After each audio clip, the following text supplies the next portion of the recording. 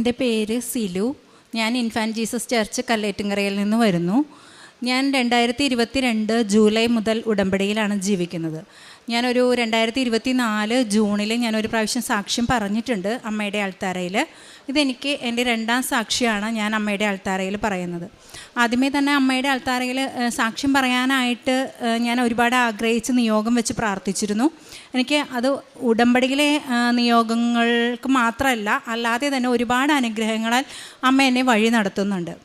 അപ്പോൾ ഞാൻ എന്നും ധ്യാനിക്കുന്ന ഒരു വചനമാണ്, മനുഷ്യരുടെ മുൻപിൽ എന്നെ ഏറ്റുപറയുന്നവനെ എൻ്റെ സ്വർഗസ്ഥനായ പിതാവിൻ്റെ മുൻപിൽ ഞാനും ഏറ്റുപറയും. ഈശോയുടെ ആ വാഗ്ദാനത്തിൽ വിശ്വസിച്ചുകൊണ്ടാണ് ഞാൻ ഈ സാക്ഷ്യം പറയാനായിട്ട് എനിക്ക് കൃപ തരണമേ എന്ന് ഞാൻ അമ്മയോട് പ്രാർത്ഥിക്കാറ്. എൻ്റെ സാക്ഷ്യങ്ങളെന്ന് പറഞ്ഞാൽ ആദ്യം തന്നെ എനിക്ക് പറയാനുള്ളത്, ഞാനൊരു 2020 എനിക്ക് ലൈസൻസ് കിട്ടിയതാണ്. 2020 ആദ്യ കാലഘട്ടങ്ങളിൽ കൊറോണ കഴിഞ്ഞ ആ സമയത്ത് തന്നെ എനിക്ക് ലൈസൻസ് കിട്ടിയതാണ്. പക്ഷേ എനിക്ക് വീട്ടിൽ വണ്ടിയുണ്ട്, 1 അല്ല 2 വണ്ടിയുണ്ട്. എനിക്ക് വണ്ടി സ്വയം ഓടിക്കാനോ ഹസ്ബൻഡിൻ്റെ കൂടെ ഇരിക്കുകയാണെങ്കിലും എനിക്ക് സ്റ്റിയറിംഗ് പിടിക്കുമ്പോഴേ എൻ്റെ കൈയൊക്കെ വിറയ്ക്കാൻ തുടങ്ങും. ഞാൻ അങ്ങനെ വണ്ടി എടുക്കാറില്ല, എനിക്ക് എടുക്കാൻ പറ്റാറില്ല. വല്ലപ്പോഴും കൂടെ ഇരുന്ന് കുറച്ച് ദൂരം പോകുമ്പോഴേക്കും ആൾക്ക് ദേഷ്യം വരും, വണ്ടി ഇടയ്ക്ക് നിർത്തിയിടും, എടുക്കില്ല. ഞാൻ ഈ ലാസ്റ്റ് ടൈം കഴിഞ്ഞ ജനുവരിയിൽ ഇവിടെ ഉടമ്പടി പുതുക്കിയപ്പോൾ ഞാൻ അമ്മയുടെ അടുത്തൊരു നിയോഗം വെച്ചിരുന്നു. എനിക്ക് വീട്ടിലെ വണ്ടി സ്വന്തമായിട്ട് എനിക്കതൊന്ന് ഓടിക്കണം. അപ്പം ഞാനത് നിയോഗം വെച്ച് പ്രാർത്ഥിച്ചു.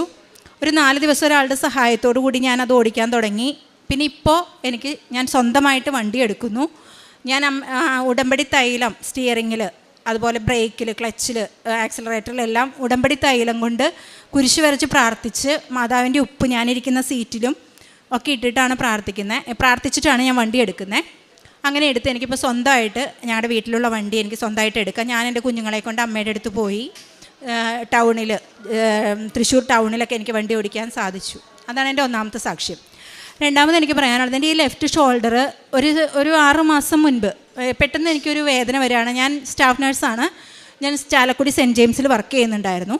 അപ്പോൾ എനിക്ക് പെട്ടെന്ന് ഈ ലെഫ്റ്റ് ഷോൾഡർ നല്ല പെയിൻ, കൈ അനക്കാൻ പറ്റില്ല. പക്ഷേ നമ്മുടെ ജോലികൾ ചെയ്യുമ്പോൾ കണ്ടിന്യൂസ് ആയിട്ടുള്ള പെയിനല്ല. അപ്പോൾ ജോലികൾ ചെയ്തുകൊണ്ടൊക്കെ ഇരിക്കുമ്പോൾ ഒന്നും ഒരു കുഴപ്പമില്ല. പിന്നെ ഇടയ്ക്ക് കിടക്കുമ്പോഴൊക്കെ ആണെങ്കിലും ഉറങ്ങാൻ പറ്റത്തില്ല. കൈ പെട്ടെന്ന് ഒരു സൈഡിലേക്കൊക്കെ ചെരിഞ്ഞ് കഴിഞ്ഞാൽ വേദന വന്നാൽ തല വരെ അങ്ങ് വേദനിക്കും. അപ്പോൾ നമുക്ക് വേറൊരാൾക്കത് മനസ്സിലാവില്ല, നമ്മൾ അനുഭവിക്കുന്ന അവസ്ഥ എന്താണെന്ന് വേറൊരാൾക്ക് മനസ്സിലാവില്ല. ഡോക്ടറെ കൊണ്ടേ കാണിച്ചു, എക്സ്റേ ഒക്കെ എടുത്ത് നോക്കിയിട്ട് ഡോക്ടർ പറഞ്ഞു അത് പെരി ആർത്രൈറ്റിസ് ആണ്, ഒരു 5-6 മാസം മെഡിസിൻ എടുക്കണം, കൂടെ ഫിസിയോതെറാപ്പിയും ചെയ്യണം. അപ്പോൾ ഞാൻ മെഡിസിൻ്റെ വില തന്നെ നല്ല വിലയാണ്. അതിൻ്റെ കൂടെ ഫിസിയോതെറാപ്പിക്ക് ഡെയിലി രാവിലെ വൈകിട്ട് ആദ്യത്തെ ഇനീഷ്യലി അങ്ങനെ BD ആയിട്ട് 2 നേരമായിട്ട് ചെയ്യുക. പിന്നെ നമുക്കത് 1 നേരം ആക്കാം, ഒരു 6 മാസം കഴിയുമ്പോൾ സ്റ്റോപ്പ് ചെയ്യാമെന്നാണ് ഡോക്ടർ പറഞ്ഞത്. അപ്പം ഞാൻ നോക്കിയപ്പോൾ 350 രൂപ വെച്ച് 2 നേരം കൊടുക്കണം, ഇതൊക്കെയുണ്ട്. അപ്പോഴാണ് ഞാൻ ചിന്തിക്കുന്നത്, ഞാൻ എന്നെ അമ്മയ്ക്ക് അടിയറ വെച്ചിരിക്കുന്നതാണ് അമ്മയ്ക്ക്. അപ്പോൾ പിന്നെ ഞാൻ എന്തിനാണ് വെറുതെ ഡോക്ടർ പറയുന്നത്. ഒരു 5-10 ദിവസത്തോളം ഞാൻ മെഡിസിൻ എടുത്തു, പക്ഷേ ഫിസിയോതെറാപ്പി ഒരു ദിവസം പോലും ചെയ്തില്ല. ഈ കയ്യിൽ അമ്മയുടെ തൈലം പുരട്ടി ഞാൻ നല്ലോണം കുരിശ് വരച്ച് പ്രാർത്ഥിച്ചു. ഞാൻ കുളിക്കുന്ന വെള്ളത്തിൽ അമ്മയുടെ ഉപ്പിട്ടിട്ട് ഞാൻ ആ വെള്ളം കൊണ്ട് ചൂട് പിടിച്ച് ആണ് ഞാൻ കുളിച്ചുകൊണ്ടിരുന്നത്. അപ്പം ആ വേദന തുടങ്ങിയ സമയത്ത് എനിക്ക് നമ്മുടെ കുർബാനയ്ക്കിടയ്ക്ക് സ്വർഗസ്ഥനായ പിതാവ് ചൊല്ലാൻ പോലും എനിക്ക് കൈ ഉയർത്തിപ്പിടിക്കാൻ പറ്റില്ലായിരുന്നു.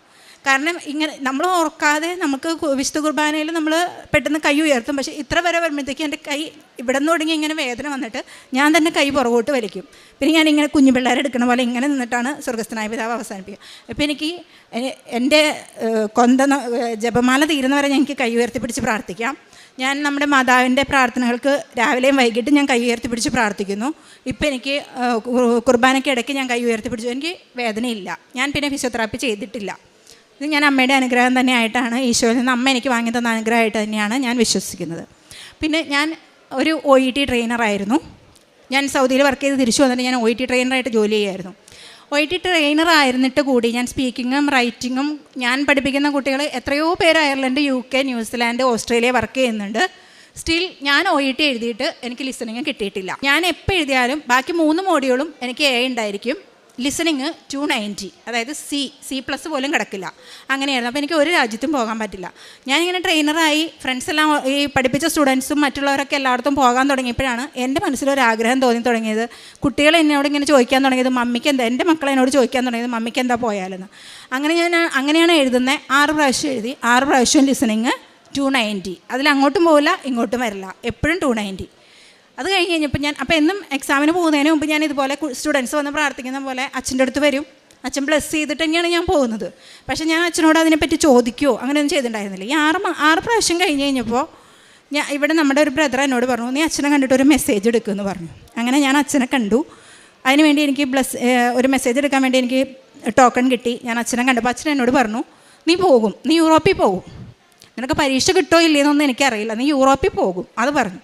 അപ്പം നീ പരീക്ഷയെ കുറിച്ച് ടെൻഷൻ ആകണ്ടെന്നും പറഞ്ഞു. പിന്നെ ഞാൻ എക്സാം എഴുതിയിട്ടില്ല. ഞാൻ OET പിന്നെ എഴുതുന്നതിനെ പറ്റി ചിന്തിച്ചില്ല. എന്തായാലും ഞാൻ യൂറോപ്പിൽ പോകും, അത് മാതാവ് തീരുമാനിച്ചതാണ്. അപ്പോൾ മാതാവിൻ്റെ ഇഷ്ടത്തിന് ഞാൻ വിട്ടുകൊടുത്തു. ഞാൻ പിന്നെ ഒരു എക്സാം എഴുതുന്നതിനെ പറ്റി പിന്നെ അത് കഴിഞ്ഞ് ഞാൻ ചിന്തിച്ചില്ല. അങ്ങനെ ഇരിക്കുമ്പോൾ കഴിഞ്ഞ് നമ്മുടെ ജപമാലയുടെ റാലി നടക്കുന്ന ദിവസം എനിക്ക് ദൈവകൃപയാൽ ഞങ്ങൾക്കൊരു ഗ്രൂപ്പ് ഞങ്ങളുടെ ഇടവകയിൽ തുടങ്ങാൻ ഞങ്ങൾക്ക് സാധിച്ചിരുന്നു. ജപമാലയ്ക്ക് മുൻപായിട്ട് ഞങ്ങൾ കല്ലേറ്റുങ്കര കൃപാസനം ഗ്രൂപ്പ് എന്ന് പറഞ്ഞിട്ട് ഞങ്ങളൊരു ഗ്രൂപ്പ് ആരംഭിച്ചിരുന്നു. ആ ഗ്രൂപ്പിൽ മാക്സിമം എത്രയും പേരെ കൊണ്ടുവരാൻ പറ്റും അത്രയും പേരെ, ഞങ്ങൾക്ക് 2 വണ്ടി ആൾക്കാരെ, ഞാനും വേറൊരു ചേച്ചിയും കൂടി ലീഡർഷിപ്പ് എടുത്തു. പിന്നെ നമ്മുടെ ഇവിടെ വന്ന് പ്രാർത്ഥിക്കുന്ന കുറച്ച് ചേച്ചിമാരും ചേട്ടന്മാരൊക്കെ ഉണ്ടായിരുന്നു. എല്ലാവരും കൂടി ഒരുമിച്ച് ഞങ്ങൾ ഒരു 2 വണ്ടി ആൾക്കാർ ഞങ്ങൾക്ക് അന്ന് നമ്മുടെ ജപമാല റാലിക്ക് കൊണ്ടുവരാൻ സാധിച്ചിരുന്നു. അപ്പോൾ അവരൊക്കെ ആയിട്ട് ഇവിടെ നിൽക്കുന്ന സമയത്ത് എനിക്കൊരു കോൾ വന്നു. ഞാൻ ഇതിന് മുൻപ്, അതായത് ബാക്കി 3 A ഗ്രേഡുള്ള സ്കോർ വെച്ചിട്ട് ചുമ്മാതെ ഒരു ഏജൻസിയിൽ ഇങ്ങനെ സംസാരിച്ച് വെച്ചിട്ടുണ്ടായിരുന്നു.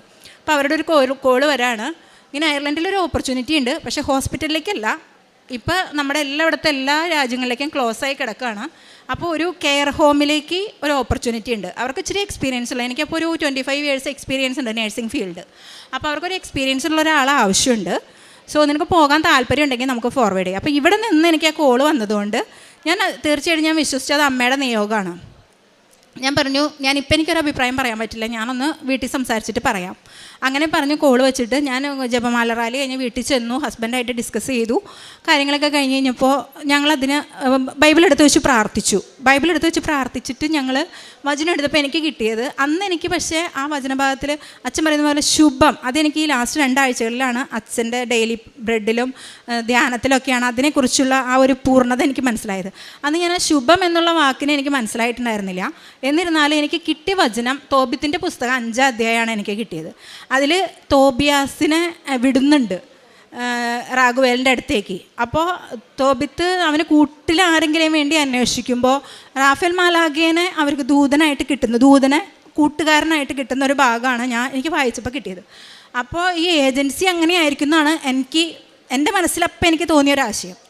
എന്നിട്ട് പറഞ്ഞു ഓക്കെ, അപ്പോൾ അങ്ങനെ വന്നു. പക്ഷേ അവർ നമ്മളോട് ആവശ്യപ്പെട്ടത് 15 ലക്ഷം രൂപ പ്ലസ് നമ്മളുടെ ചിലവ്, എയർ ടിക്കറ്റ് എല്ലാം. അപ്പോൾ ഏറെക്കുറെ ഒരു 20 ലക്ഷത്തിൻ്റെ അടുത്ത്, 18-20 ലക്ഷത്തിൻ്റെ അടുത്ത് രൂപ വരും. ഞങ്ങളുടെ കയ്യിൽ 1 രൂപ പോലും ഞങ്ങളുടെ കയ്യിൽ പൈസ ആയിട്ടില്ല. എന്നിരുന്നാലും ഞങ്ങൾ വിചാരിച്ചു ഇവിടെ നിന്ന്, പിന്നെ അത് കഴിഞ്ഞ് എനിക്ക് ഇൻ്റർവ്യൂവിൻ്റെ കോൾ വരുന്നത് നെക്സ്റ്റ് ടൈം ഞാൻ ഇവിടെ വന്ന് നിൽക്കുമ്പോൾ. അപ്പം അങ്ങനെയൊക്കെ വന്നപ്പോൾ ഞാനും ഫാമിലി ഞങ്ങൾ തീരുമാനിച്ചു ഇത് മാതാവിൻ്റെ നിയോഗമാണ്, അപ്പോൾ നമുക്ക് ഇതിനെ ഫോർവേഡ് ചെയ്യാമെന്ന് വെച്ച് ഞങ്ങൾ ഫോർവേഡ് ചെയ്തു. ഇൻ്റർവ്യൂ കഴിഞ്ഞു. നമ്മുടെ കോൺട്രാക്റ്റ് വന്നപ്പോഴത്തേക്കും ഒരു രജിസ്ട്രേഷൻ 25,000 കൊടുത്തത് കൂടാതെ ഒരു 4 ലക്ഷം രൂപ നമ്മൾ ഏജൻസിക്ക് കൊടുത്തു. അവർ നമ്മളോട് 3ഉം 5ഉം ആണ്, അങ്ങനെ 8 ലക്ഷമാണ് ആവശ്യപ്പെട്ടത്. നമ്മൾ 1.5-ഉം 2.5 ആയിട്ട് ഒരു 4 ലക്ഷം രൂപ അവർക്ക് കൊടുത്തു. ഇത് കഴിഞ്ഞ് അങ്ങനെ ഇരിക്കുമ്പോൾ ഈ 18 ലക്ഷം എന്തായാലും 18 ലക്ഷമോ 20 ലക്ഷമോ ഒന്നും നമ്മുടെ കയ്യിലില്ല. അപ്പോൾ ഈ അവസാനമാകുമ്പോൾ എന്താകും? വീണ്ടും പ്രാർത്ഥിച്ചു. അപ്പോൾ എനിക്ക് കിട്ടിയത്, അവൾ പ്രാർത്ഥിക്കുന്നത് തോബിത്തിൻ്റെ പുസ്തകം തന്നെ, അവളുടെ ആ നാണക്കേട്, മറ്റുള്ളവർ 7 ഭർത്താക്കന്മാർ മരിച്ചു പോയതുകൊണ്ട് പിന്നെ ഒരു കല്യാണം നടക്കുമ്പോൾ മാതാപിതാക്കൾക്കുള്ള ആ ഒരു നാണക്കേട് മാറ്റി കൊടുക്കാനായിട്ട് ഇടയാക്കണേന്ന് പ്രാർത്ഥിക്കുന്നത്. അപ്പം ഞാനും അത് തന്നെ പ്രാർത്ഥിച്ചു. ഞാനൊരു OET ട്രെയിനറാണ്. എന്നിട്ട് ഞാൻ ആഗ്രഹിച്ചിട്ട് എനിക്ക് ഇതുവരെ പോകാൻ പറ്റിയിട്ടില്ല. അപ്പോൾ അമ്മയുടെ ആഗ്രഹത്തിൽ ഈശോയിൽ നിന്ന് കിട്ടിയൊരു നിയോഗമാണ് ഇതെങ്കിൽ എനിക്കൊരു റാഫേൽ മാലാഖേനെ കാണിച്ചു തന്നിട്ട് എനിക്കിതിനൊരു വഴി കാണിച്ചു തരണമെന്ന് ഞാൻ പ്രാർത്ഥിച്ചു. അത് വെച്ചിട്ട് ഞാൻ പ്രാർത്ഥിച്ചു കഴിഞ്ഞപ്പോൾ എനിക്ക് അവിടെ നിന്ന് നേരിട്ട് കോൾ വരാണ്. എന്നെ ഇൻ്റർവ്യൂ എടുത്ത കെയർ ഹോം മാനേജർ, ഒരാളെ അവർ വിളിച്ചിട്ടില്ല, പക്ഷേ ആൾ എന്നെ നേരിട്ട് വിളിക്കുകയാണ്. നേരിട്ട് എനിക്ക് കോൾ അവിടെ നിന്ന് അയർലൻഡിൽ നിന്ന് ഡയറക്റ്റ് കോൾ വരാണ്. ആളെന്നോട് പറഞ്ഞു, ഞങ്ങളിങ്ങനെ അറിഞ്ഞു കുറേ പിള്ളേർ ഒത്തിരി ഇല്ലാത്ത പൈസ ഉണ്ടാക്കി കൊടുത്തിട്ടാണ് ഇന്ത്യയിൽ നിന്ന് വരുന്നതെന്ന്, നിങ്ങൾ എത്ര രൂപയാണ് കൊടുക്കണേ? നിങ്ങൾ ഓപ്പണായിട്ട് ഞങ്ങളോട് പറയാമെങ്കിൽ എനിക്ക് നിങ്ങളെ ഹെൽപ്പ് ചെയ്യാൻ പറ്റുന്നു. ഞാൻ ആദ്യമൊക്കെ അവരോട് പറഞ്ഞു, ഞങ്ങൾ എഗ്രിമെൻ്റ് അവരോട് സൈൻ ചെയ്തതാണ്, ഞങ്ങൾക്ക് ഇത് ആരോടും ഡിസ്ക്ലോസ് ചെയ്യാൻ പറ്റില്ല, അത് അവർക്ക് എഗെയിൻസ്റ്റാണ് ഞങ്ങൾ ചെയ്യണേ, ഇതെല്ലാം പറഞ്ഞപ്പോൾ അവർ പറഞ്ഞു കുഴപ്പമില്ല, നിങ്ങൾ കൊടുത്ത പൈസ തിരിച്ചു വയ്ക്കണമെന്നൊന്നും ഞങ്ങൾ പറയില്ല, ഫ്രം ഹിയർ ആഫ്റ്റർ നിങ്ങളുടെ എല്ലാ പേപ്പറും ഞങ്ങൾ ഡയറക്റ്റ് ചെയ്ത് തരാം, അപ്പോൾ നിങ്ങൾക്ക് പൈസ ഇല്ലാതെ ബാക്കി ഇനി കൊടുക്കാനുള്ള പൈസ ഇല്ലാതെ പോകാൻ പറ്റുന്നു. ഞങ്ങൾ പ്രാർത്ഥിച്ചപ്പോൾ അത് വലിയ കുഴപ്പമില്ലാത്ത രീതിയാണെന്ന് ഞങ്ങൾക്ക് മനസ്സിലായി. ഞങ്ങളത് അവരോട് ഓപ്പൺ ആയിട്ട് പറഞ്ഞു. പുതിയൊരു ഇമെയിൽ ID ഓപ്പൺ ചെയ്തു. അവിടെ നിന്ന് തുടങ്ങിയുള്ള എല്ലാ കാര്യങ്ങളും ഞങ്ങൾ ഡയറക്റ്റ് ചെയ്തു. അപ്പോൾ അന്ന് എന്നോട് പറഞ്ഞിരുന്നത് ഒരു 6 മാസത്തിനുള്ളിൽ പോകുമെന്നാണ് അച്ഛൻ അന്ന് എന്നോട് പറഞ്ഞിട്ടുണ്ടായിരുന്നത്. ഈ ഏപ്രിൽ 26 6 മാസം ആവണത്. ഏപ്രിൽ 5 എൻ്റെ ഫ്ലൈറ്റാണ് അയർലൻഡിന്. എനിക്ക് ഏജൻസി ഒന്നും ഇല്ലാതെ ബാക്കി കാര്യങ്ങളെല്ലാം ശരിയായി. ഒരു 5 ലക്ഷം രൂപയാണ് എനിക്ക് ആകെ ചിലവായത്. അവർ 18-20 പറഞ്ഞെങ്കിൽ എനിക്ക് ആകെ അവർക്ക് ചിലവായത് നമ്മുടെ വർക്ക് പെർമിറ്റിൻ്റെയും വിസയുടെയും മാത്രം പൈസ. അതെനിക്കൊരു 5 ലക്ഷം രൂപ ചിലവായി. പിന്നെ ഒരു അത്ഭുതം എന്ന് പറയുന്നത്, ഞാൻ ഏജൻറ്റിന് കൊടുത്ത പൈസേനെ പറ്റി ഞാൻ ചോദിക്കാനേ ഇരുന്നില്ല. ഈ ലാസ്റ്റ് എല്ലാം കഴിഞ്ഞ് ടിക്കറ്റും വന്നു കഴിഞ്ഞപ്പോൾ എൻ്റെ ഒരു ഫ്രണ്ട്, അവൾ ഇതുപോലെ ഉടമ്പടി എടുത്ത് പ്രാർത്ഥിക്കുന്ന ഒരു ഫ്രണ്ടാണ്. അവൾ പറഞ്ഞു, മാതാവ് ഇടപെട്ട് ഇതെല്ലാം നടത്തി തന്നതാണ്. അപ്പോൾ നീ ഒരു കാര്യം ചെയ്യണം, ആ ഏജൻറ്റിനെ വിളിച്ച് ജസ്റ്റ് നീ ഒന്ന് സംസാരിക്കണം. മാതാവ് അയാളോടും സംസാരിച്ചിട്ടുണ്ടാവും. അപ്പോൾ അയാൾ എന്തെങ്കിലും പൈസ നിനക്ക് ഇപ്പോൾ ഷോപ്പിങ്ങിനുള്ളതെങ്കിലും തരാതിരിക്കില്ല. അപ്പോൾ ഞാൻ കഴിഞ്ഞ പ്രാവശ്യം ഉടമ്പടി പുതുക്കിയപ്പോൾ അമ്മയോട് ഞാൻ പറഞ്ഞു, അമ്മ ഒരു 2 ലക്ഷം 2.5 ലക്ഷമൊക്കെ അവരുടെ കയ്യിൽ ബാക്കി ഉണ്ടാവും, എനിക്ക് വേണ്ടി അവർക്ക് ചിലവായത് കൂടാതെ. അപ്പോൾ അതിൽ നിന്ന് ഒരു 50% എനിക്ക് തരണേ എന്ന് ഞാനൊരു നിയോഗം എഴുതിയിട്ടു. ഞാൻ അയാളെ വിളിച്ചു കഴിഞ്ഞപ്പോൾ അയാൾ പറഞ്ഞു, ഇല്ല സിലു, ഞങ്ങൾക്ക് ആകെ 1.5 ലക്ഷം രൂപയെ ചിലവായിട്ടുള്ളൂ, ബാക്കി 2.5 ലക്ഷം രൂപ ഞാൻ അങ്ങോട്ട് തിരിച്ചു തരാമെന്ന്. എനിക്ക് 1 ലക്ഷം രൂപ തിരിച്ചു തന്നു. കഴിഞ്ഞ ആഴ്ച തന്നെ ഞാനൊരു അത്യാവശ്യം പറഞ്ഞപ്പോൾ എനിക്ക് തിരിച്ചു തന്നു. ഇനി 1.5 ലക്ഷം രൂപ എനിക്ക് ഈ ആഴ്ചയിൽ എനിക്ക് ആൾ അയച്ചു തരും. എൻ്റെ അക്കൗണ്ട് ഡീറ്റെയിൽസ് എല്ലാം വാങ്ങിയിട്ടുണ്ട്, ആളെനിക്ക് അയച്ചു തരും. അങ്ങനെ ഒരുപാട് അനുഗ്രഹങ്ങൾ. അതുപോലെ തന്നെ ഞങ്ങളുടെ വീട്ടിലേക്ക് എപ്പോഴും പാമ്പ് കയറി വരുമായിരുന്നു. ഒരു 5 സെൻറ്റ് സ്ഥലത്തിലൊരു കുഞ്ഞു വീടാണ് ഞങ്ങളുടെ. തൊട്ടപ്പുറത്ത് കുറച്ച് സ്ഥലമുണ്ട്. അപ്പോൾ അവിടെ നിന്ന് എപ്പോഴും ഞങ്ങളുടെ വീട്ടിലേക്ക് പലതരത്തിലുള്ള പാമ്പുകൾ, മൂർക്കം പാമ്പ് വരെ വന്നിട്ടുണ്ട്. ഒരു കുഞ്ഞ് നാടൻപട്ടി ഉള്ളതുകൊണ്ട് അതിങ്ങനെ കുരയ്ക്കും ജന്തുക്കൾ കയറി വരുമ്പോൾ. അപ്പോൾ ഭയങ്കരമായിട്ട് കുരയ്ക്കും. നമ്മൾ ചെന്ന് നോക്കുമ്പോൾ പാമ്പ് ഇങ്ങനെ നിൽക്കുകയായിരിക്കും. അപ്പച്ചനുണ്ട്, അപ്പച്ചൻ തല്ലിക്കൊല്ലും. മൂർക്കം പാമ്പൊക്കെ വന്നിരുന്നു. അപ്പോൾ ഞാൻ ഇവിടെ വന്ന് ഉടമ്പടി എടുത്ത് പോയിട്ട് ഞാൻ ഇവിടുന്ന് അമ്മയുടെ അവിടുത്തെ കുറച്ച് മണ്ണ് കൊണ്ടുപോയായിരുന്നു. ആ മണ്ണിൽ നമ്മുടെ മാതാവിൻ്റെ ഉപ്പും കൂടെ മിക്സ് ചെയ്തിട്ട് മതിലിന് ചുറ്റും, ഗേറ്റിലും മതിലിന് ചുറ്റും എല്ലാം, വീടിന് ചുറ്റും അതിട്ടു. തൈലം കൊണ്ട് ഗേറ്റിലും വാതിലിലെല്ലാം കുരിശ് വരച്ച് പ്രാർത്ഥിച്ചു. ഇപ്പോൾ 1 വർഷത്തോളമായി ഞങ്ങൾ വീട്ടിൽ പാമ്പിനെ കാണാറില്ല. അങ്ങനെ ജന്തുക്കളുടെ ശല്യം ഞങ്ങളുടെ വീട്ടിലുണ്ടായിട്ടില്ല. പിന്നെ നിരവധിയായ അനുഗ്രഹങ്ങൾ ഓരോ നിമിഷവും ഞാൻ എന്തിനു പോകുമ്പോഴും സമയം. അതുപോലെ എൻ്റെ ഈ വിസ വരുന്ന സമയത്ത് ഞാൻ അമ്മോട് ഫെബ്രുവരി 5 ഒരു അത്യാവശ്യമായിട്ട് ഞാൻ റിസൈൻ വെക്കേണ്ട ഒരു അവസ്ഥ വന്നു. എൻ്റെ വിസ വന്നിട്ടില്ല, എന്നാലും എനിക്ക് കുറച്ച് ദിവസത്തെ ലീവ് ആവശ്യമുണ്ട്. എൻ്റെ ആ വർഷത്തെ കോൺട്രാക്റ്റ് തീരുവാണ്. അപ്പോൾ എനിക്ക് റിസൈൻ വെക്കേണ്ടി വന്നു ഞാൻ വർക്ക് ചെയ്തുകൊണ്ടിരുന്നിടത്തുനിന്ന്. അപ്പോൾ ഞാൻ അമ്മോട് പറഞ്ഞു, അമ്മ ഞാൻ വിസയ്ക്ക് വെച്ചിട്ടേ ഉള്ളൂ, അയർലൻഡ് വിസയാണ്, 6 മാസം 8 മാസമൊക്കെ ലേറ്റായ കഥകളൊക്കെ എനിക്കറിയാം, എന്നാലും ഞാൻ എല്ലാ മാസവും ഇവിടെ ഒന്ന് പ്രാർത്ഥിക്കുന്നത്. അപ്പോൾ ഞാൻ അമ്മോട് പറഞ്ഞു, അമ്മ ഞാൻ വെക്കുകയാണ്, എനിക്ക് ഫെബ്രുവരിയിൽ 28 ദിവസമുണ്ട്, അപ്പോൾ ഒരു ഫെബ്രുവരി 28 എനിക്ക് നീ വിസ അടിച്ച് എൻ്റെ കയ്യിൽ തന്നേക്കണേന്ന് പ്രാർത്ഥിച്ചു. 26 27 ഞാൻ കുർബാനയ്ക്ക് പോയപ്പോൾ അമ്മോട് ഞാൻ ഭയങ്കര തർക്കിക്കലായിരുന്നു. കാരണം എനിക്കൊരു ഇമെയിലും വന്നിട്ടില്ല. വിസ അടിച്ചാൽ നമുക്ക് ആദ്യമേ മെയിൽ വരും, നിങ്ങളുടെ പാസ്പോർട്ട് വിസ അടിച്ചു, അതുപോലെ ഡിസ്പാച്ച് ചെയ്തു, അങ്ങനെ വരും. പക്ഷേ എനിക്ക് വരുന്നില്ല. അപ്പോൾ ഞാൻ കുർബാനയ്ക്കൊക്കെ അമ്മോട് മുഖാമുഖം നിന്ന് ഞാൻ അമ്മോട് ഇങ്ങനെ ഭയങ്കര ഇതായിരുന്നു. എൻ്റെ 26 കഴിഞ്ഞു, 27 കഴിഞ്ഞു, അമ്മ എന്താ എന്നെപ്പറ്റി ചിന്തിക്കാത്തതെന്നൊക്കെ. അവസാനം എനിക്ക് 3 മെയിൽ വന്നു. 3 മെയിൽ വന്നപ്പോൾ ഓക്കെ, ഞാൻ വിചാരിച്ചു എൻ്റെ ലൈഫിൽ 3 എന്നുള്ള ഡേറ്റിന് ഭയങ്കര സന്തോഷമുള്ള ദിവസമാണ്. അപ്പോൾ അതുകൊണ്ടായിരിക്കും അമ്മ എന്നെ 3 വരെ നീട്ടിയത്. 4 ഞങ്ങൾ ബ്ലൂ ഡാർട്ടിൽ പോയി വിസ വാങ്ങി. ഞാൻ കൈ കിട്ടിയ വഴി ഞാൻ പാസ്പോർട്ട് തുറന്നു നോക്കി. ഞാൻ അവിടെ നിന്ന് കരഞ്ഞു. കാരണം എൻ്റെ വിസ അടിച്ചിരിക്കുന്നത് ഫെബ്രുവരി 28. എനിക്ക് ഒരു തരത്തിൽ എനിക്കത് ഉൾക്കൊള്ളാൻ പറ്റുന്നില്ലായിരുന്നു. കാരണം ഞാൻ അമ്മോട് 28 വരെ ഞാൻ അമ്മോട് പറഞ്ഞു, അമ്മ ഫെബ്രുവരിയിൽ 28 ദിവസമുള്ളൂ എന്ന് ഞാൻ പല പ്രാവശ്യം അമ്മോട് പറഞ്ഞതാണ്. എന്നിട്ടും എനിക്ക് 28 നീ തന്നില്ല, എനിക്ക് മെയിൽ വന്നില്ല എന്ന്. പക്ഷേ എൻ്റെ അമ്മ എനിക്ക് വേണ്ടി 28 വിസ അടിച്ചിട്ടുണ്ടായിരുന്നു. അത് പക്ഷേ ഞാൻ അറിഞ്ഞത് 3 ആയിരുന്നു എന്ന് മാത്രമേ ഉള്ളൂ. അങ്ങനെ ഒരുപാട് കാര്യങ്ങൾ 10 മിനിറ്റിന് വേണ്ടി ഞാൻ പ്രാർത്ഥിച്ചാൽ എനിക്കത് സാധിച്ചു തരും. അങ്ങനെ ഓരോ അവസ്ഥകൾ എനിക്ക് ഒരുപാട് പ്രാവശ്യം എനിക്ക് എൻ്റെ അമ്മ കൂടെ ഇല്ലെന്ന് തോന്നിപ്പോകുന്ന നിമിഷങ്ങളിലൊക്കെ എനിക്ക് മുല്ലപ്പൂവിൻ്റെ മണം ഞാൻ അനുഭവിച്ചറിയും. അതുപോലെ ഇന്ന് ഞാനിപ്പം ഉടമ്പടി പുതുക്കിയപ്പോൾ ഞാൻ പ്രാർത്ഥിച്ചു, അമ്മ ഞാൻ അയർലൻഡിന് പോവാം. എനിക്കൊന്നും അറിയില്ല, ഡ്രൈവിങ് പോലും ഞാൻ ഇപ്പോഴാണ് പഠിച്ചത്. അപ്പോൾ തന്നെ പോകുന്നേ, കുടുംബമില്ല, അവർ ഈ 1 കൊല്ലമൊക്കെ കഴിഞ്ഞിട്ട് അവരെ കൊണ്ടുവരാൻ പറ്റത്തുള്ളൂ. അമ്മ ഉണ്ട് എൻ്റെ കൂടെ എന്നുള്ളതിന് എനിക്കൊരു ഉറപ്പ് തരണം. ഞാൻ ഉടമ്പടി എടുത്ത് അവിടുന്ന് പ്രദക്ഷിണം വരുമ്പോൾ നമ്മൾ ആ ടോക്കൺ എടുത്തപ്പോൾ എനിക്ക് കിട്ടിയത് മാതാവിനെയാണ്. മാതാവ് എൻ്റെ കൂടെ തന്നെ ഉണ്ടെന്ന് മാതാവ് തെളിയിച്ചു തന്നു. അങ്ങനെ ചെറുതും വലുതുമായിട്ടുള്ള ഒരുപാട് അനുഗ്രഹങ്ങളിൽ കൂടി, ഒരുപാട് കൃപകളിൽ കൂടി മാതാവ് എന്നെ നയിച്ചുകൊണ്ടിരിക്കുക. പിന്നെ എൻ്റെ പ്രേക്ഷിത പ്രവർത്തനങ്ങളെന്ന് പറഞ്ഞാൽ ഞാൻ എല്ലാ മാസവും വരും, 2-3 എന്നെക്കൊണ്ട് സാധിക്കുന്ന രീതിയിൽ ഞാൻ പത്രം വാങ്ങിക്കും, ഞങ്ങളുടെ ഇടവകപ്പള്ളിയിൽ കൊടുക്കും. അതുപോലെ ഞങ്ങളുടെ അവിടുത്തെ ഓട്ടോ സ്റ്റാൻഡ്, ഞങ്ങളുടെ അവിടുത്തെ ഷോപ്പുകൾ, ഞാൻ ബസ്സിൽ പോകുമ്പോൾ എൻ്റെ അടുത്തിരിക്കുന്നവരോട് ഞാൻ മാതാവിനെ പറ്റി പറഞ്ഞ് അവർക്ക് പത്രം കൊടുക്കും, റെയിൽവേ സ്റ്റേഷനിൽ കൊടുക്കും, ട്രെയിൻ യാത്ര ചെയ്യുമ്പോൾ ട്രെയിനിൽ അടുത്തിരിക്കുന്നവർക്ക് കൊടുക്കും. അങ്ങനെയൊക്കെയാണ് ഞാൻ കൊടുക്കുന്നത്. പിന്നെ ഞാൻ വർക്ക് ചെയ്തുകൊണ്ടിരുന്നത് ICUവിലാണ്. അപ്പോൾ എനിക്ക് അവിടുത്തെ രോഗികളോട് അധികം സംസാരിക്കാൻ പറ്റില്ല. അപ്പോൾ ഞാൻ എൻ്റെ ഡ്യൂട്ടി കഴിഞ്ഞിട്ടുള്ള സമയങ്ങളിൽ പത്രമായിട്ട് മെഡിക്കൽ വാർഡിലോ സർജിക്കൽ വാർഡിലോ ഒക്കെ ഞാൻ എക്സ്ട്രാ സമയം കണ്ടെത്തി അവിടെ പോയിട്ട് അവരോട് മാതാവിനെ പറ്റി പറഞ്ഞ് പത്രം കൊടുത്ത് അവർക്ക് വേണ്ട സഹായങ്ങൾ, എൻ്റെ കയ്യാൽ ഒതുങ്ങുന്ന സഹായങ്ങൾ കൊടുത്ത് അവരെ ഞാൻ സഹായിക്കും. പിന്നെ പൊതിച്ചോറ്, ഞാൻ എവിടേക്ക് ഇറങ്ങിയാലും 1-2 പൊതിച്ചോറ് കയ്യിലെടുക്കും.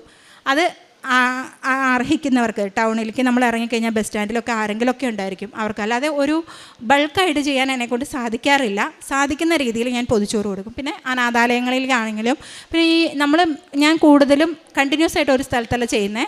നമ്മൾ ഓൺലൈനിലൊക്കെ കാണുന്ന നമ്പറുകളിൽ വിളിച്ച് അർഹതപ്പെട്ടവരാണെന്ന് ഉറപ്പ് വരുത്തി എന്തെങ്കിലും സഹായം ഓരോ മാസവും എന്നെക്കൊണ്ടാവുന്ന ഒരു സഹായം ഞാൻ അവർക്ക് അയച്ചു കൊടുക്കും.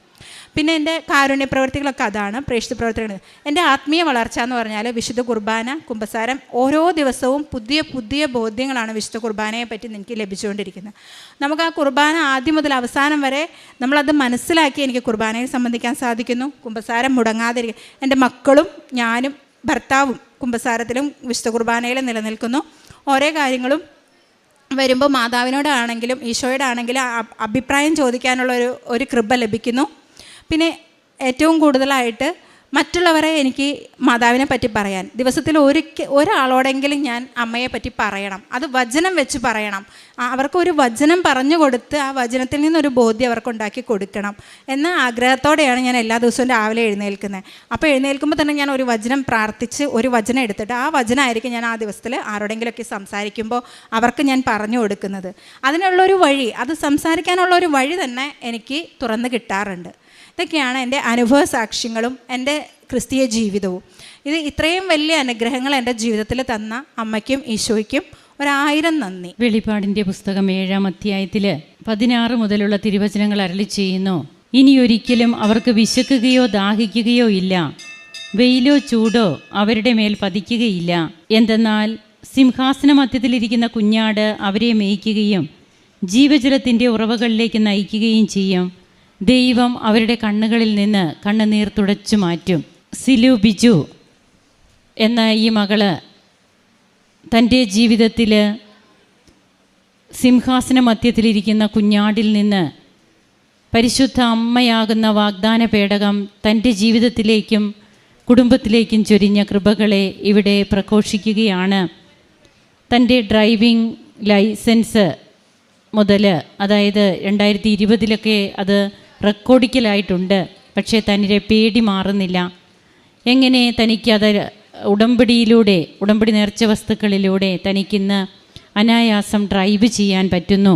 അത് അങ്ങനെ തൻ്റെ ആദ്യത്തെ ഒരു കടമ്പ തനിക്ക് ഏറ്റവും ജീവിതത്തിൽ തനിക്ക് അത്യാവശ്യമാണ് താനും, എന്നാൽ തനിക്ക് സാധിക്കുന്നില്ല. അത് ഈ മകൾക്ക് ഉടമ്പടിയിലൂടെ ലഭിച്ചതിൻ്റെയും പിന്നീട് തനിക്ക് കിട്ടിയ രോഗസൗഖ്യം, അതുപോലെ ഒരു OET ട്രെയിനറായിരുന്നു. 25 വർഷത്തെ എക്സ്പീരിയൻസ് ഉള്ള ഒരു സ്റ്റാഫ് നേഴ്സാണ്, OET ട്രെയിനറുമാണ്. എന്നാൽ ലിസണിങ് എന്നുള്ള മൊഡ്യൂൾ കിട്ടുന്നേയില്ല. എത്രയോ പ്രാവശ്യം അതിനു വേണ്ടി ട്രൈ ചെയ്യുന്നു, കിട്ടുന്നില്ല. പിന്നീട് എങ്ങനെയാണ് ഈ മകളുടെ ജീവിത വഴി മറ്റൊരു ദിശയിലേക്ക് പോകുന്നത്? അയർലൻഡിൽ, അതായത് വിദേശത്തേക്ക് പോകണമെന്നൊക്കെ തനിക്ക് ആഗ്രഹമുണ്ടായിരുന്നു. ഇപ്പോൾ അയർലൻഡിന് പോകുന്നതിനുള്ള കാര്യങ്ങൾ വ്യക്തമായിട്ട് താൻ ഏപ്രിൽ 5 അയർലൻഡിന് പോവുകയാണ്. ആ ഒരു അനുഭവം തനിക്കുണ്ടായത് കെയർ ഹോമിലേക്കാണ് താൻ പോവുക. താൻ ഒരിക്കലും എപ്പോഴോ അയച്ച ഒരു CV അത് തനിക്കിവിടെ വന്ന് താൻ പ്രാർത്ഥിച്ചുകൊണ്ട് നിൽക്കുമ്പോൾ കോള് വരുന്നു. ഇതൊക്കെ പറയുമ്പോൾ ഇന്ന് കൃപാസന ഉടമ്പടി ഗ്രൂപ്പ് തങ്ങളുടെ ഇടവകയിൽ തങ്ങൾ തുടങ്ങി. അഖണ്ഡ മഹാജപമാല റാലിയിൽ പങ്കെടുക്കാൻ 2 വണ്ടി നിറയെ ആളുകൾ വന്നു. ഇന്നും ഈ ഗ്രൂപ്പ് സജീവമാണ്. ഇതൊക്കെ ഇവർ തന്നെ ചെയ്യുന്നതാണ്. കൃപാസനത്തിൽ നിന്ന് ആരോടും പറയുന്നില്ല നിങ്ങളുടനെ ഗ്രൂപ്പ് തുടങ്ങാനൊന്നും. എന്നാൽ ഇതൊക്കെ വ്യക്തികൾ അതിനു വേണ്ടിയിട്ട് സമയമെടുക്കുന്നു, സാഹചര്യങ്ങൾ ഉണ്ടാക്കുന്നു. അവരുടെ കാരുണ്യ പ്രവർത്തനങ്ങൾ, പ്രേക്ഷിത പ്രവർത്തനം അതൊക്കെ ഏറ്റവും ഹൃദ്യമായും വിശ്വസ്തമായും ആത്മാർത്ഥമായും ചെയ്യുവാൻ, ദൈവത്തിന് മുമ്പിൽ ചെയ്യുവാൻ അവർ തങ്ങൾ പ്രതിജ്ഞാബദ്ധരാണെന്ന് അവർ തന്നെ കർത്താവിൻ്റെ മുമ്പിൽ എടുത്ത വാക്ക് അവർ പാലിക്കുകയാണ്. അങ്ങനെ തൻ്റെ ജീവിതത്തിൽ അതും തനിക്ക് 18 ലക്ഷമൊക്കെ പറഞ്ഞപ്പോൾ എത്രയോ പൈസ കുറച്ച് ഏജൻസി ഇല്ലാതെ തനിക്ക് പോകുവാൻ കഴിയുന്നു. താൻ ഏജൻറ്റിന് ഒരിക്കൽ കൊടുത്ത പൈസ അത് കിട്ടുമെന്ന് പ്രതീക്ഷയില്ലായിരുന്നു. എന്നാൽ അത് അവർ ഇങ്ങോട്ട് വിളിച്ച് തിരികെ കൊടുക്കുന്നു. ഇവിടെയൊക്കെ നമുക്ക് കാണാൻ കഴിയുക, നാം ആഗ്രഹിക്കാതെ തന്നെ നമുക്ക് വേണ്ടി കാര്യങ്ങൾ ചെയ്യുന്ന കർത്താവിൻ്റെ കൃപയാണ്. അതുകൊണ്ട് തന്നെയാണ് എസെക്കിയേൽ പ്രവാചകൻ്റെ പുസ്തകത്തിൽ ഇന്ന് വിശുദ്ധ കുർബാനയ്ക്ക് വായിച്ച തിരുവചനത്തിലുള്ളതാണ്. 12 മുതലുള്ള തിരുവചനങ്ങൾ, 47-ാം അധ്യായം. നദിയുടെ ഇരുകരകളിലും എല്ലാത്തരം ഫലവൃക്ഷങ്ങളും വളരും, അവയുടെ ഇലകൾ വാടിക്കൊഴിയുകയോ അവ ഫലം നൽകാതിരിക്കുകയോ ഇല്ല. അവയ്ക്ക് വേണ്ട ജലം വിശുദ്ധ സ്ഥലത്ത് നിന്ന് ഒഴുകുന്നത് കൊണ്ട് മാസം തോറും പുത്തൻ ഫലം പുറപ്പെടുവിക്കും. ഈ പുത്തൻ ഫലമാണ് ഉടമ്പടിയിലൂടെ പുറപ്പെടുവിച്ചു കൊണ്ടിരിക്കുക ഓരോ കുടുംബവും ഓരോ വ്യക്തികളും. അവരെ അതിനൊരുക്കുന്നത് പരിശുദ്ധാരൂപിയാണ്. ഇന്നെനിക്ക് വിശുദ്ധ കുർബാന എന്താണ്, എങ്ങനെയാണെന്ന് ഈ മകൾ ഇന്ന് ഇവിടെ പറഞ്ഞെങ്കിൽ എത്രയോ അനുഭവ സാക്ഷ്യങ്ങളിൽ ഇത് വ്യക്തമാണ്. ബോധ്യത്തോടെ തീഷ്ണതയോടെയുള്ള വിശുദ്ധ കുർബാനയിലെ പങ്കാളിത്തം, ചെയ്യുന്ന ഓരോ കാര്യങ്ങളും അറിഞ്ഞുകൊണ്ട് ചെയ്യുന്നു, അല്ലാതെ ഏതോ ഒരു ആരെങ്കിലും പറഞ്ഞ് പ്രേരിപ്പിച്ചിട്ടല്ല. അതൊക്കെ ബോധ്യങ്ങൾ ഉൾക്കൊണ്ട് ചെയ്യുമ്പോൾ ഈ മകൾക്ക് കിട്ടിയ കൃപകൾ, അതും താൻ പറഞ്ഞ ദിവസം തന്നെ തനിക്ക് വിസ അടിച്ചു വരുന്നു. അത് തനിക്ക് മനസ്സിലായത് പിന്നീടാണ്, വിസ തുറന്നു നോക്കുമ്പോൾ. ഇങ്ങനെയൊക്കെ നാം പറയുമ്പോഴും കേൾക്കുമ്പോഴും നമ്മുടെ അടുത്ത് തോളോട് തോൾ ചേർന്ന് അമ്മ ഇങ്ങനെ നിൽക്കുകയാണ്, നാം പറയുന്ന കാര്യങ്ങളൊക്കെ കേൾക്കാൻ. സഞ്ചാരി മാതാവ്, ജനങ്ങൾ ഹൃദയത്തിലേറ്റിയിരിക്കുന്ന ആ അമ്മ നമ്മുടെ തൊട്ടടുത്ത് നിന്ന് കേൾക്കുന്നുണ്ട്. നാം പറയുന്നതൊക്കെ ഈശോയോട് കോട്ട് ചെയ്ത് പറയും. അങ്ങനെ ജീവിതത്തിൽ കൃപകൾ നേടി നമുക്കും സാക്ഷ്യം പറയാം. കരങ്ങളടിച്ച് നമുക്ക് ദൈവത്തെ ആരാധിക്കാം. അത്യപൂർവ ദൈവാനുഭവങ്ങൾ ഇനി നിങ്ങൾക്കും സ്വന്തം. ഈ യൂട്യൂബ് ചാനൽ ഇതുവരെ സബ്സ്ക്രൈബ് ചെയ്തിട്ടില്ലെങ്കിൽ ഇപ്പോൾ തന്നെ സബ്സ്ക്രൈബ് ചെയ്യുക. ഈ വീഡിയോ ഇപ്പോൾ തന്നെ നിങ്ങളുടെ സുഹൃത്തുക്കൾക്ക് ഷെയർ ചെയ്തുകൊണ്ട് കർത്താവിൻ്റെ പ്രേക്ഷിതരാകുക.